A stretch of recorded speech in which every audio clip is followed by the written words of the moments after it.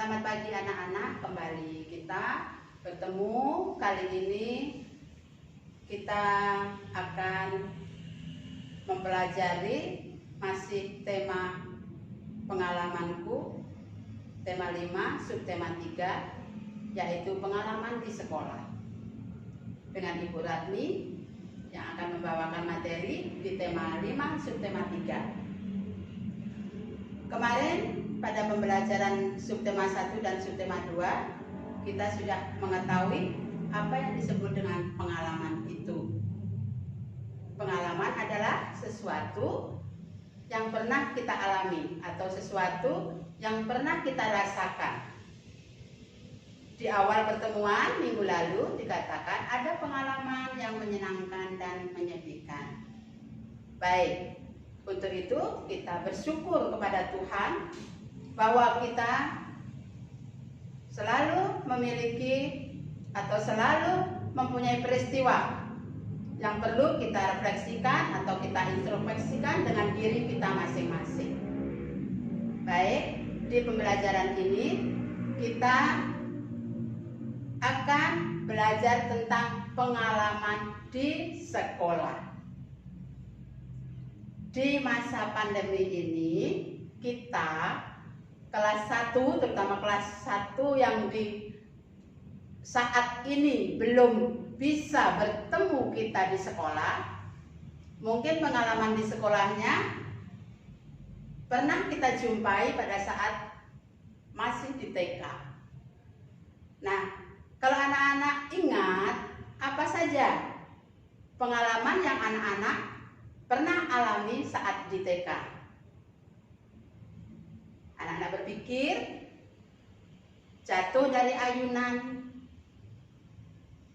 bertengkar dengan teman, ditegur ibu guru, ya, atau ada yang lain.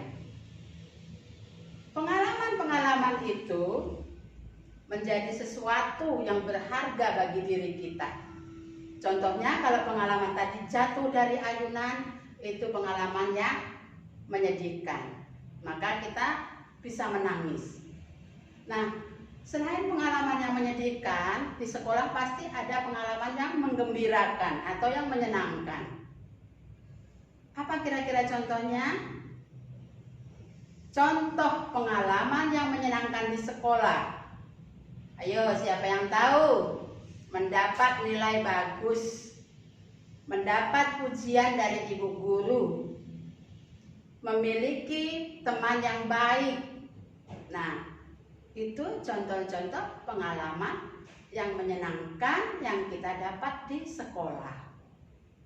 Nah, dengan pengalaman-pengalaman itu, kita juga memiliki kegemaran yang berbeda-beda. Pada pembelajaran ini kita diajak untuk saling menghargai, ya, perbedaan yang ada dalam diri kita masing-masing.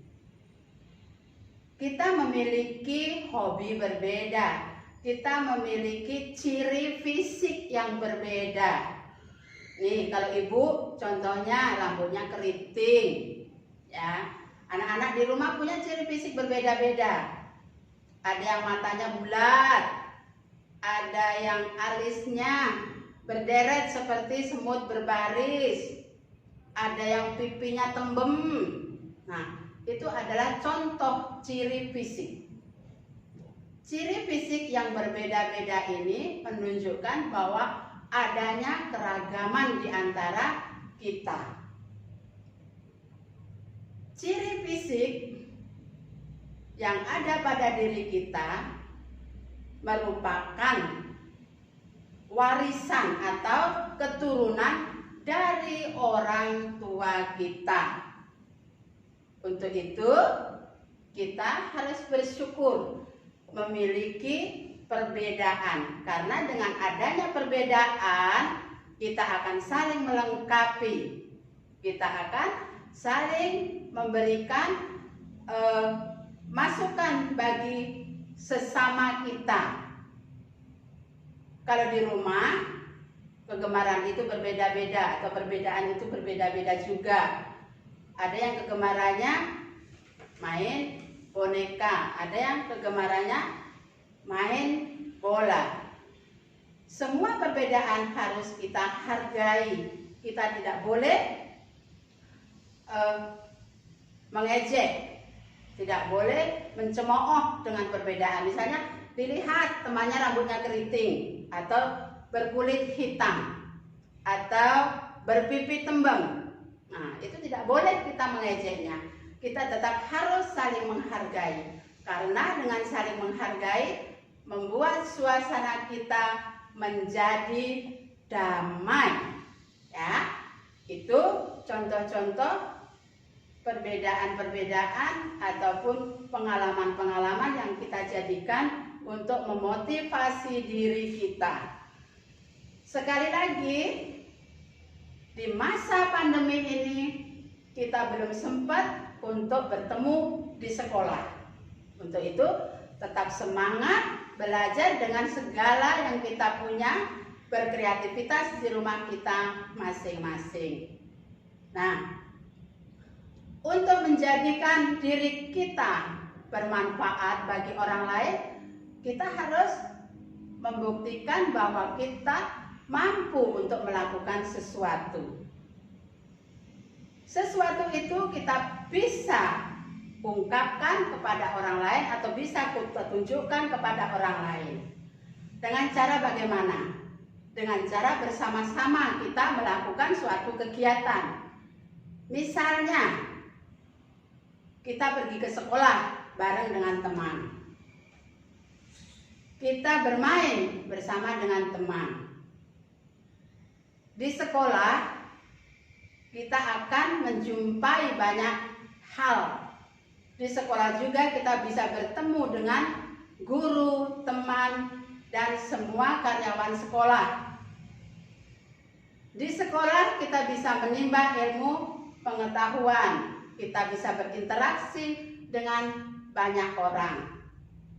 Untuk itu kita harus gembira jika suatu kali nanti kita pergi ke sekolah.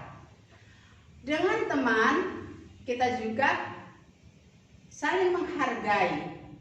Misalnya kita mengajak teman kita bermain, ya, kita sampaikan dengan bahasa yang santun. Kita mengajak dengan kalimat yang baik. Mengajak seseorang tidak boleh memaksakan kehendak kita. Jadi, pada pembelajaran di pengalamanku ini, kita menyampaikan sesuatu itu hendaknya dengan sikap sopan dan bahasa yang santun. Contoh kalimat ajakan. Kalimat ajakan biasanya memakai kata ayo, mari, ya. Dan biasa kalimat ajakan ini diakhiri dengan tanda seru. Baik anak-anak, tanda seru kita pakai pada kalimat ajakan berikut ini. Jadi, pada saat kita menuliskan kalimat ajakan, kita tidak boleh lupa untuk mencantumkan tanda seru tersebut. Dan kembali Ibu ingatkan bahwa mengajak seseorang atau teman lain mengikuti satu kegiatan yang kita adakan, kita tidak boleh memaksakan kehendak kita. Kalimat ajakan harus disampaikan dengan sopan dan baik. Mengajak teman, kita juga tidak boleh mengelompok-kelompokkan atau memilih-milih teman di saat di tempat kita banyak orang. Tetapi bisa disampaikan secara pribadi bila kita mengajak teman yang sesuai dengan hati kita. Nah, teman-teman di sekolah kita ini banyak sekali. Ada laki-laki, ada perempuan. Di sekolah juga kita bertemu banyak guru, banyak karyawan, ya, ada satpam, ada pramusaji, ada kepala sekolah. Jumlahnya kita bisa hitung bila kita ingin mengetahui jumlah semua karyawan sekolah ataupun teman kita di sekolah. Untuk menjumlahkan atau untuk mengetahui semua anggota yang ada di sekolah kita bisa menghitungnya. Kali ini kita akan menghitung 1 sampai 50. Mengenal bilangan 1 sampai 50 di pembelajaran berikutnya, kita akan mengelompokkan benda ataupun membandingkan bilangan. Pada bilangan yang dikelompokkan dengan benda, kita memakai istilah lebih sedikit dan lebih banyak. Itu kalau pengelompokannya berdasarkan benda. Untuk itu nanti kita lihat contoh pengelompokan benda berikut ini. Tetapi jika membandingkannya hanya menggunakan bilangan, maka kita mengenalnya dengan istilah kurang dari dan lebih dari. Misalnya 32 dan 42. Pada angka 32 dan 42 itu kita kenal dengan istilah kurang dari ataupun lebih dari. Bila bilangan itu sama, maka kita kenal dengan istilah sama dengan. Jadi pada pembelajaran pengelompokan bilangan atau perbandingan bilangan, baik, jadi Ibu tegaskan kembali, jika membandingkan benda dengan kelompok benda lain dikenal dengan istilah lebih sedikit atau lebih banyak atau kurang dari. Tetapi bila angka kurang dari, lebih dari, dan sama dengan, itu jika kita mengistilahkan perbandingan benda dan angka. Demikian penyampaian pembelajaran Ibu hari ini.